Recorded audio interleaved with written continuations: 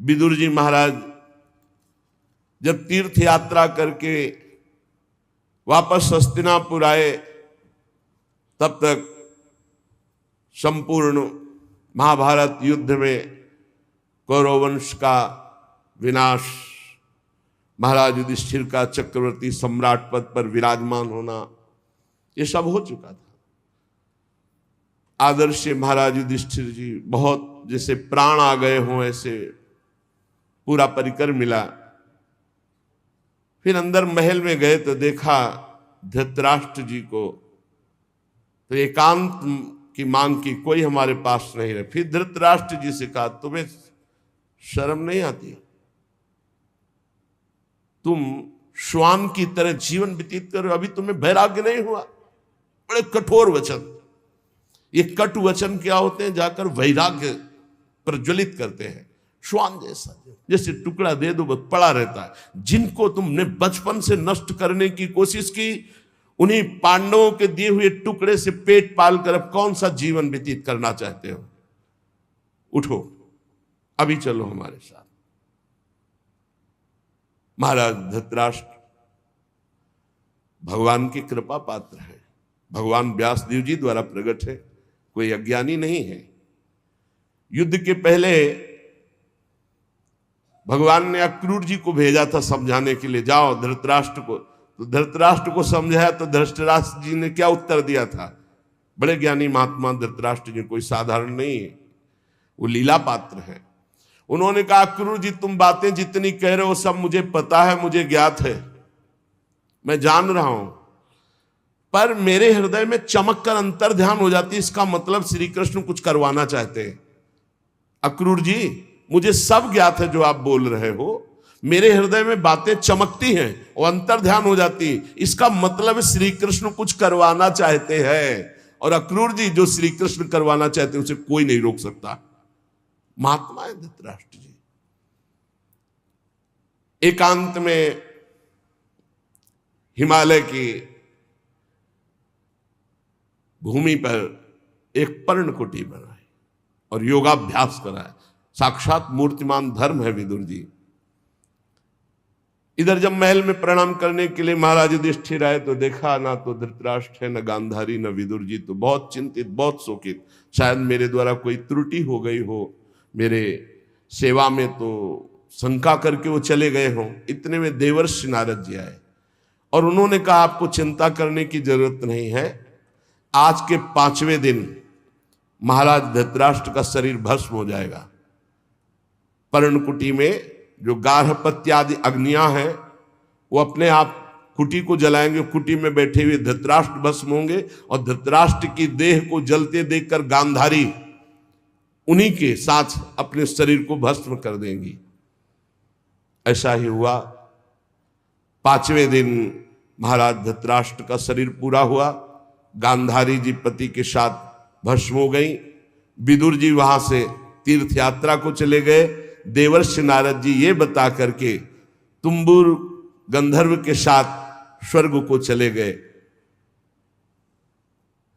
महाराज युधिष्ठिर एकांत में विचार करने लगे, क्या समय आ रहा है, सब नष्ट होता जा रहा है, ये लोगों का स्वभाव कैसे बदल रहा है। 7 महीना हो गए थे अर्जुन को द्वारिका गए हुए, अभी वापस नहीं आए थे। महाराज युधिष्ठिर ऐसे अपशकुन देखने लगे जिससे पता चलने लगा कि विनाश होगा। जिस समय जो ऋतु होनी चाहिए वो ऋतु नहीं, उल्टे समय में ऋतु। जब वर्षा होनी चाहिए तब सूखा, और जब वर्षा नहीं होनी चाहिए तो अपार वर्षा, फसल नष्ट हो जाना, लोगों को बड़ा दुख होना। और देखा कि प्रायः लोग क्रोधी हो रहे हैं, कौड़ी कौड़ी के लिए लोभ करने लगे हैं, झूठ बोलना स्वभाव बन गया है, मित्रता में छल और कपट हो गया है, माता पिता सगे संबंधी पति पत्नी इनमें परस्पर झगड़ा होने लगा है। इसका मतलब है कि विनाश काल उपस्थित हो रहा है। जिसको देखो वो दंभी बनता जा रहा है, पाखंडी बनता जा रहा है, धन की प्रधानता हो गई है, युधिष्ठिर जी बहुत चिंतित हुए। युधिष्ठिर जी ने भीमसेन से कहा कि अर्जुन को हमने द्वारिका इसलिए भेजा था कि वहां जाकर पुण्य श्लोक भगवान श्री कृष्ण क्या करना चाहते हैं इसका पता लगाकर वो हमें बताएं आके। 7 महीने बीत गए, भीमसेन तुम्हारे छोटे भाई गांडीव धनुषधारी अर्जुन अभी तक लौटे नहीं और अपशकुन मुझे बहुत दिखाई दे रहे हैं। क्या वो समय आ गया क्या जिसे मेरा दुर्भाग्य कहते हैं? अर्थात क्या द्वारिकाधीश भगवान श्री कृष्ण अपनी लीला स्मरण कर लिए? क्योंकि मेरा हृदय घबरा रहा है अपने आप। ये संपत्ति, ये राज्य, ये स्त्री, ये प्राण, कुल, संतान, शत्रु पर विजय, सब कुछ श्री कृष्ण कृपा से प्राप्त हुआ है। देखो देखो, वो आकाश में उल्कापात हो रहा है, पृथ्वी कंपायमान हो रही है, मेरे शरीर में भयंकर अपशकुन हो रहे हैं। पक्का कुछ न कुछ ऐसा हुआ है जो सुनने लायक नहीं है। पुरुष की जब बाईं जांग फड़के, आंख, भुजा बार बार फड़के, तो समझ लेना चाहिए कोई विनाशकारी खेल होने वाला है। मेरी बाईं जांग, बाईं आंख, बाईं भुजा बार बार फड़क रही, भारी कोई अनिष्ट सूचना मिलने वाली है। देखो, ये सियारिन उदय होते हुए सूर्य की ओर मुंह करके रो रही है, और ये कुत्ता मेरी ओर देखकर बार बार चिल्ला रहा है, रो रहा है। इसका मतलब कोई अनिष्ट होने वाला है। ये गौ आदि अच्छे जो पशु हैं मुझे बाएं करके जा रहे हैं, गधे आदि बुरे पशु मुझे दाहिने करके जा रहे हैं। मैं जिधर देखता हूं उधर मुझे पशु रोते दिखाई दे रहे हैं। ये उल्लू और ये कौआ, ये कठोर कठोर शब्द बोल रहे हैं, इसका मतलब कुछ विनाश होने वाला है। जब मैं देवताओं की मूर्तियों की तरफ देखता हूं तो मुझे रोती नजर आती है। ये बड़े बड़े उत्पात देखकर मेरा हृदय घबरा रहा है। क्या ये पृथ्वी भाग्यहीन हो गई? जिनका सौंदर्य, जिनके चरण कमलों में ध्वजा वज्र अंकुश चिन्ह है, क्या ये पृथ्वी उन चिन्हों से रहित हो गई? राजा युधिष्ठिर इन भयंकर उत्पातों को देखकर मन ही मन बहुत चिंतित थे। इतने में देखा कि अर्जुन पधार रहे। दौड़ पड़े युधिष्ठिर, समीप गए तो कदम रुक गए। अर्जुन का मुंह उदास, आंखों से आंसू, शरीर शक्तिहीन, कांतिहीन। जे ही महाराज युधिष्ठिर के सामने पहुंचे, अर्जुन गिर पड़े। घबरा करके युधिष्ठिर जी ने उठाया, अर्जुन से पूछा, भाई द्वारिकापुरी में सब कुशल मंगल है ना? छोटे भाई सहित मामा वसुदेव जी कुशल हैं, उनकी पत्नियां सब कुशल हैं, बलराम जी के द्वारा सुरक्षित द्वारिकापुरी, हमें लगता है सब कुशल होगा। अर्जुन कुशल ही बोलना। भक्तवत्सल ब्राह्मण भक्त भगवान श्री कृष्ण स्वजनों के साथ द्वारिका की सुधर्मा सभा में सुखपूर्वक विराजते हैं ना? आदि पुरुष बलराम जी के साथ संसार के परम मंगल, परम कल्याण, परम उन्नति के लिए यदुवंश रूपी क्षीर सागर में हमारे प्रभु जैसे विराजमान, अभी विराजमान है ना? मुझे बहुत भय हो रहा है। अर्जुन जल्दी बताओ, तुम श्रीहीन हो गए हो, तेजहीन हो गए हो। क्या तुम्हारा किसी ने अपमान कर दिया? कहीं तुमने दुर्भावपूर्ण कोई अमंगल कार्य तो नहीं कर दिया? क्योंकि अमंगल कार्य करने वाले का तेज नष्ट हो जाता है। कहीं ऐसा तो नहीं हुआ कोई पात्र आया हो तुम्हारे पास और भीख मांग रहा हो और तुमने उसको दी न हो तो तुम्हारा पुण्य नष्ट हो गया हो? कहीं ऐसा तो नहीं हुआ देने की प्रतिज्ञा करके तुम मुकर गए हो तो तुम्हारे सुकृत नष्ट हो गए हो? कहीं ऐसा तो नहीं हुआ शरणागत का तुमने त्याग कर दिया हो? प्रश्नों की झड़ी लगा दी। कहीं ऐसा तो नहीं हुआ अगम्या स्त्री का समागम कर लिया हो, कहीं ऐसा तो नहीं हुआ कि जिस समागम करने योग्य का अपमान कर दिया हो। बड़े प्रश्न किए, लेकिन मुझे लगता है कि ऐसा धर्म विरुद्ध आचरण तुमसे कोई हो ही नहीं सकता। बहुत संभल के बोलना, इस समय मैं बहुत घबरा रहा हूं, क्या हो गया, मुझे बहुत मानसिक पीड़ा हो रही।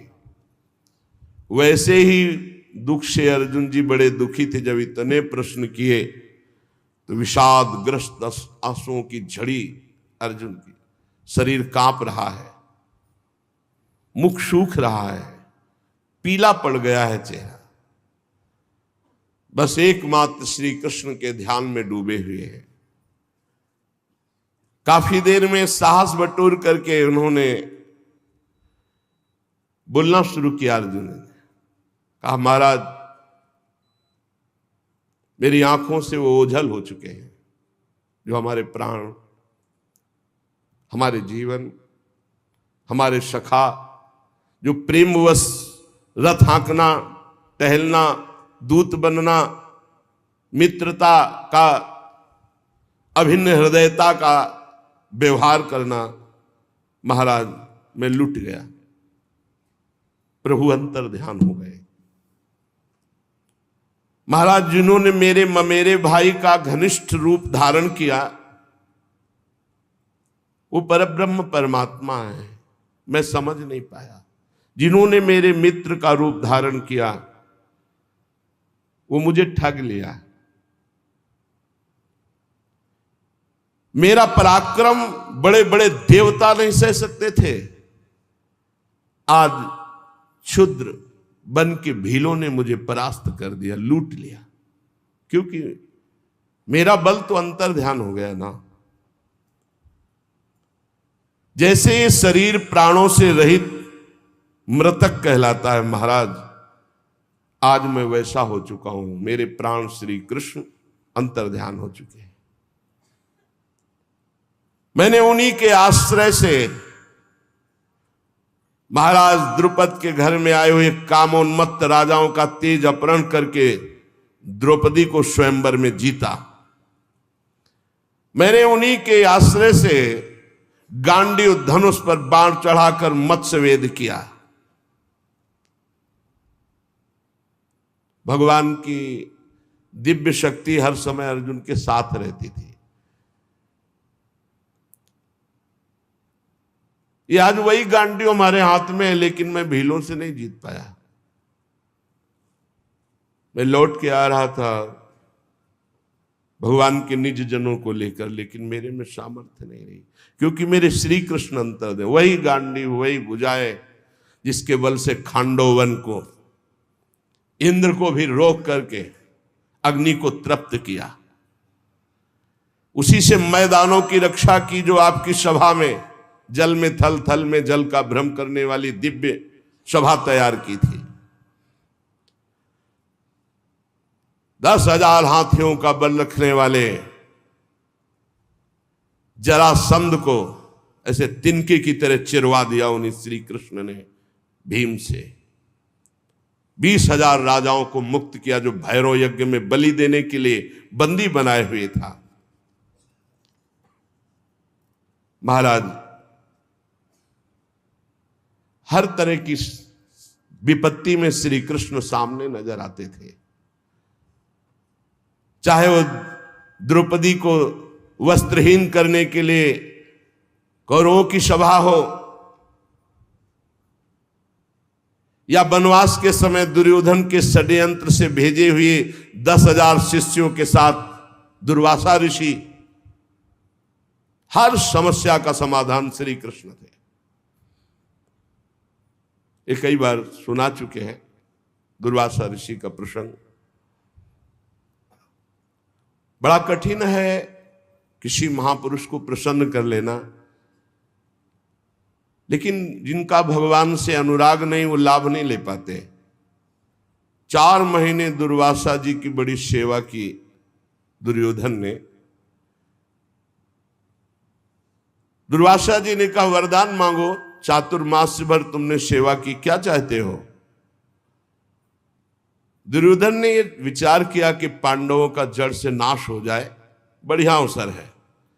तो उनका ब्राह्मण, हमारे ज्येष्ठ भ्राता महाराज युधिष्ठिर वनवास में है, आप 10,000 शिष्यों के साथ जाएं और उनका आतिथ्य स्वीकार करें। तब जब द्रौपदी जी बटलोई में प्रसाद पाले, द्रौपदी पालिए, फिर वहां कुछ नहीं। सिद्ध सूर्यदेव के द्वारा दी हुई बटलोई थी। तथास्तु कहकर दुर्वासा जी ठीक उसी समय पहुंचे जब द्रौपदी जी प्रसाद पाक के बटलोई मार्जन करके रख दिया। शिष्य मंडली 10,000, आगे दुर्वासा जी। जय महाराज धर्मराज जी के समय पहुंचे, साष्टांग दंडवत किया। महाराज आइए, आज तो हमारे अहोभाग्य, आप कृपा करके दर्शन दिए। अब पूछना होता, महाराज प्रसाद पाल? हाँ हाँ, अभी यमुना स्नान करके आते हैं, अभी आते हैं प्रसाद पाने। 10,000 शिष्य सहित यमुना जी स्नान करने गए। महाराज युधिष्ठिर द्रौपदी के पास गए और द्रौपदी जी से पूछा, प्रसाद पा लिया? हाँ, बटलोई मान के रख दी। मूर्छित से हो गए। द्रौपदी जी कौरव सभा से शरणागति पूर्ण पुष्ट हो चुकी थी। उठाया, आप ऐसी दशा को क्यों प्राप्त हो गए? तो उनका बटलोई में तुमने पा लिया, धो के रख दिया। 10,000 शिष्यों के साथ महाक्रोधी दुर्वासा ऋषि आते ही साप दे देंगे। अब क्या 10,000 के लिए कंदमूल फल भी एकत्रित नहीं कर सकते। द्रौपदी ने कहा, एक बटलोई का तुम्हें इतना भरोसा है? अरे जो पूरे विश्व को पवाता है वो मेरा श्री कृष्ण है, अब कोई संशय नहीं। आंख मूंदी और ध्यान करके आर्त भाव से पुकारा, श्री कृष्ण। उनको कहीं आना जाना है? देखा पीतांबर फहराते हुए मुस्कुराते हुए चले आ रहे हैं। आकर के पहले कहा, द्रौपदी बहुत भूख लगी, कुछ पवा। समस्या पे समस्या। अरे महाराज, इसी समस्या से तो आपको याद किया है। नहीं कृष्ण ने बाद में, बड़ी भूख लगी, कुछ खाने को दो। द्रौपदी ने फिर गदगद कंठ से कहा, प्रभु ऐसे तो मेरे बड़े भाग्य हैं कि आप ऐसे कह रहे, पर प्रभु इस समय कुछ नहीं है, बटलोई मांझ के रख दिया। अच्छा तो जरा बटलोई लाना। ये कर तुम अकर तुम अन्यथा कर तुम, सर्व समर्थ भगवान का प्रताप देखो। कोई साधारण स्त्री भी जूठा पात्र थोड़ी धो के रखे कि रख दिया, उसमें सीख जरा भी शीत लगा हुआ है। फिर ये तो पतिव्रता है, देवी है, ये कोई स्त्री से प्रकट है क्या? द्रौपदी यज्ञ से प्रकट है। दूसरी बात, जब भगवान सूर्य ने कह दिया कि द्रौपदी के पाने के बाद कुछ नहीं बचेगा, तो कुछ नहीं बचेगा। लेकिन श्री कृष्ण है, एक साक का शीत निकाला। कहां से निकाला? बटलोई से। सिद्ध बटलोई, धुली बटलोई, ये है श्री कृष्ण। और कहा इतने में तो पूरा विश्व तृप्त हो जाएगा।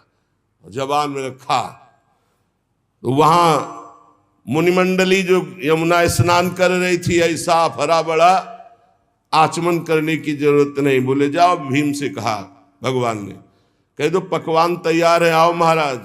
बोले महाराज, बोले जाओ तो तुम कहो जा करके। जो ही भीमसेन गए तो वहां सब दुर्वासा जी का, महाराज रसोइये ने ऐसे सुंदर व्यंजन बनाए, आप पधारे। तो उनका देखो, आचमन करने की जगह नहीं। वैसे तो अगर 2 मिनट लेट हो जाते तो हम सब भाग जाते यहां से, क्योंकि किसी के सामर्थ्य नहीं है। शिष्यों ने कहा, गुरुजी आदेश मत कर देना, आचमन करने की जगह नहीं। उनका वरदान मांगो। तो बोले जिस भाव से दुर्योधन ने भेजा था वो उसी भाव को प्राप्त हो जाए। विनाश के लिए भेजा था, उन्होंने कहा तथास्तु।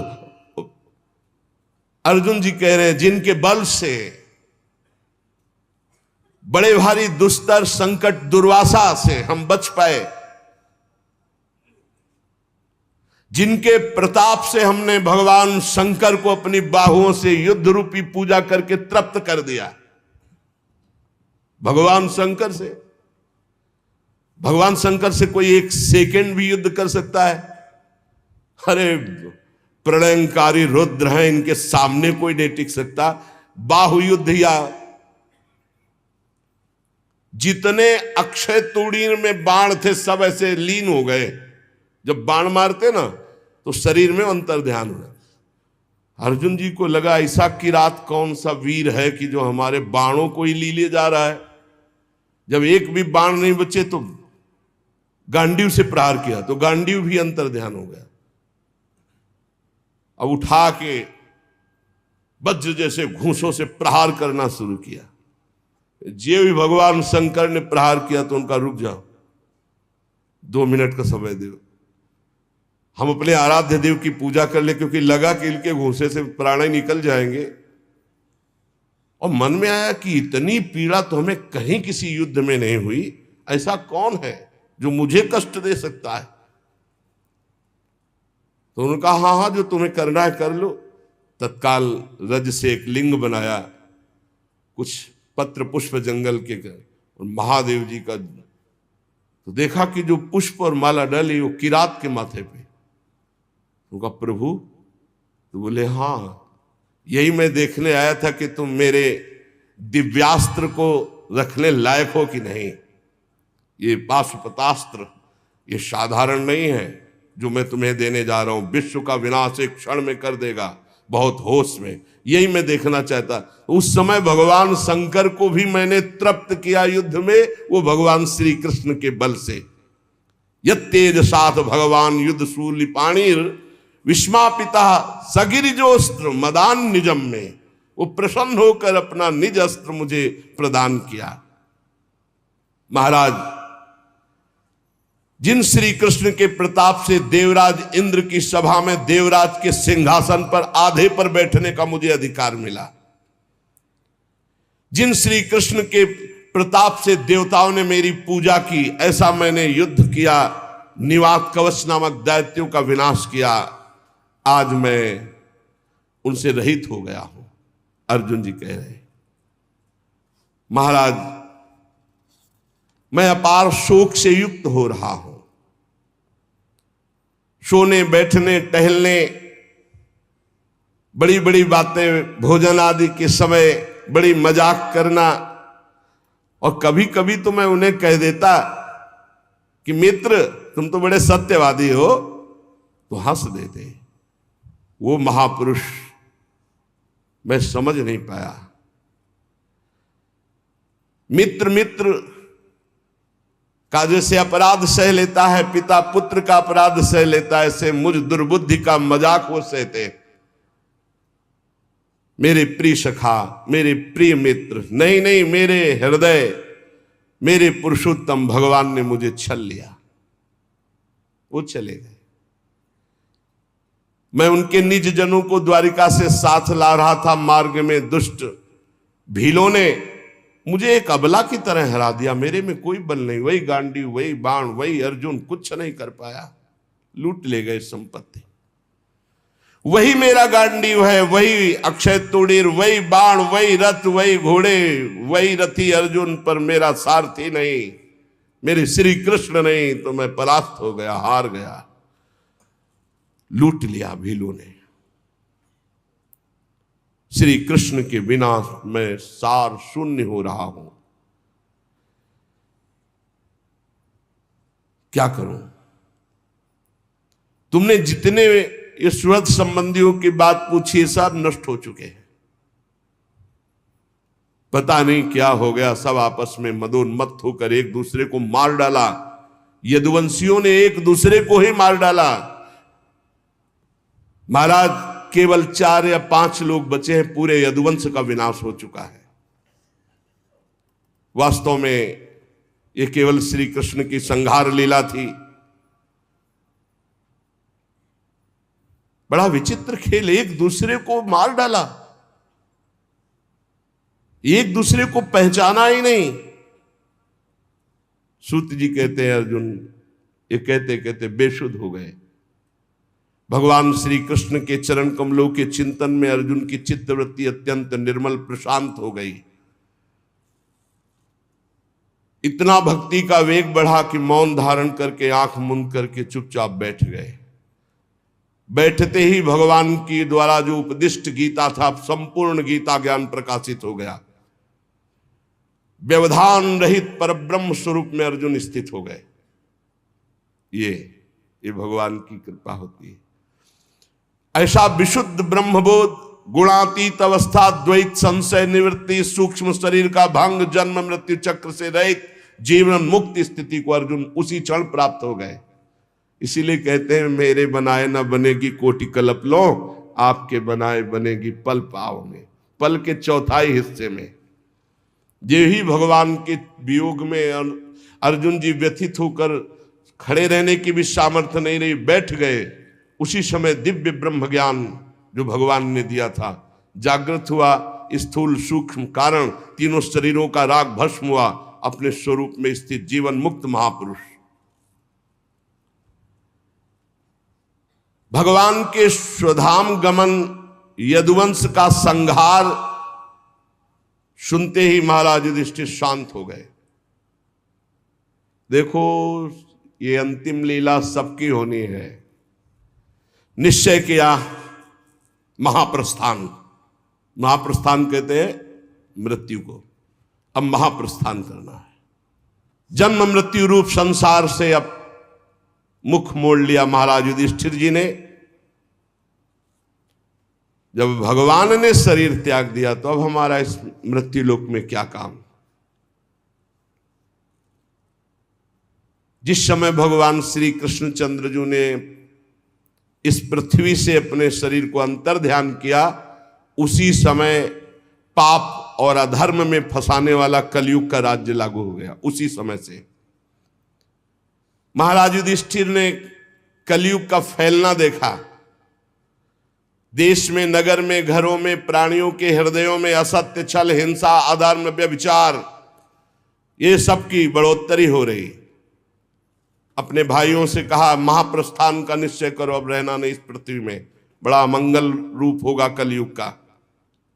विनयी पौत्र महाराज परीक्षित, जो अब कुछ सयाने हो चुके थे, गुणों में महाराज युधिष्ठिर के समान थे, समुद्र से घिरी हुई पृथ्वी के सम्राट पद पर हस्तिनापुर में महाराज परीक्षित का अभिषेक किया। और यहां मथुरा में शूरसेनाधिपति के रूप में अनिरुद्ध के पुत्र वज्र जी का अभिषेक किया।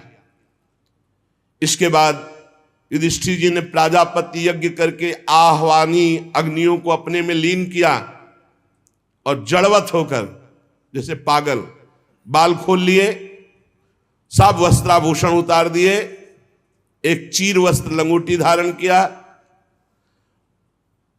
भावना से वाणी को मन में, मन को प्राण में, प्राण को अपान में, अपान को उसकी क्रिया मृत्यु में, मृत्यु को पंचभूत शरीर में लीन कर दिया। शरीर को मृत्यु रूप अनुभव करके त्रिगुण में मिला दिया, त्रिगुण को मूल प्रकृति में, मूल प्रकृति को सर्व कारण रूपा प्रकृति में, प्रकृति को आत्मा में, आत्मा को ब्रह्म में विलीन करके जीवन मुक्त हो गए तत्काल। यह है भगवान के निज जनों का महामहिमामय स्वरूप। जीवन मुक्त, आवागमन मुक्त, पहले मुक्त, अब चीर वस्त्र धारण किया और नियम लिया कि मुख में ना जल जाएगा ना अन्न जाएगा। जब तक प्राण है ना अन्न ना जल। मौन, केश खोल लिए और बिना किसी को देखे सुने बोले निकल पड़े। पर ब्रह्म स्थिति उत्तर दिशा की ओर बढ़ते चले जा रहे हैं। भीमसेन, अर्जुन, नकुल, सहदेव, द्रौपदी, इन्होंने जब देखा कि भैया इस महाप्रस्थान को, तो ये भी महाप्रस्थान को भगवान श्री कृष्ण के चरणों का सब ध्यान करते हुए महाराज युधिष्ठिर के पीछे पीछे महाप्रस्थान। सबकी बुद्धि एकमात्र कृष्णाकार, सबकी बुद्धि श्री कृष्ण में लगी हुई। फलतः एक एक गिरते जा रहे हैं। भीमसेन बताते जा रहे हैं, द्रौपदी गिरी, नकुल, सहदेव हिमालय में, एक बार भी पीछे मुड़कर नहीं देखा। अर्जुन गिरे, भीमसेन में अकेले महाराज। सीधे विमान आया था महाराज युधिष्ठिर जी के लिए, और ये शरीर छोड़कर दिव्य लोक को पहले ही प्राप्त हो गए। भगवान के प्यारे भक्त पांडवों के महाप्रयाण की इस पवित्र मंगलमयी कथा को जो पुरुष सुनता है वो निश्चय ही निष्पाप होकर मोक्ष को, भगवत धाम को प्राप्त होता है।